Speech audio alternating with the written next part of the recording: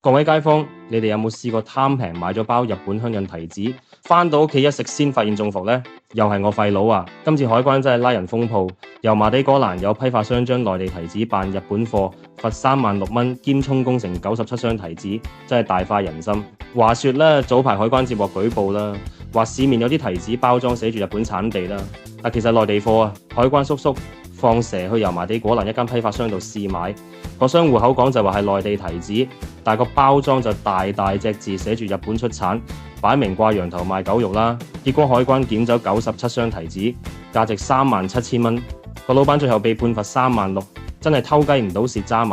講開又講，而家啲假日本提子仿真度真係高到嚇死人。咁星島訪問咗一個做咗10年生果批發嘅鄧叔叔，佢話咧而家內地貨同日本貨個包裝相似度有成90%，連佢哋行家都好難分，尤其是江山情王最多假貨，由50蚊到200蚊都有交易，真係魚目混珠啊！咁究竟點樣分真假呢？專家鄧叔叔教路有3招。第一，內地提子特別大粒，日本嘅就細粒啲。第二，內地提子皮厚色深，日本嘅皮薄色淺。第三，內地提子甜度漏，日本嘅就清甜爽口。仲有啊，日本香印仲分等級呢，清秀、赤秀同白金禮盒裝就最高級。廢佬，我覺得呢，成件事反映咗2個問題。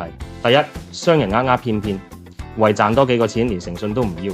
第二，消費者貪平心態，幾十蚊就想買到日本情王，邊有咁大隻蛤乸隨街跳啊？其實內地提子質素都越嚟越好啦，何必一定要扮日本貨呢？最後俾個貼士，大家買生果一定要光顧信譽良好嘅商戶，千祈唔好貪平。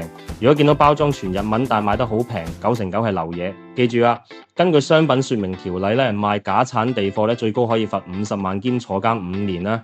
睇下仲有冇人敢以身試法啦。好啦，今集吹到呢度。你哋有冇買生果中伏經歷？留言話我知，記住 like 爆我 channel 同訂閱埋我廢佬，下次再同你廢噏，拜拜。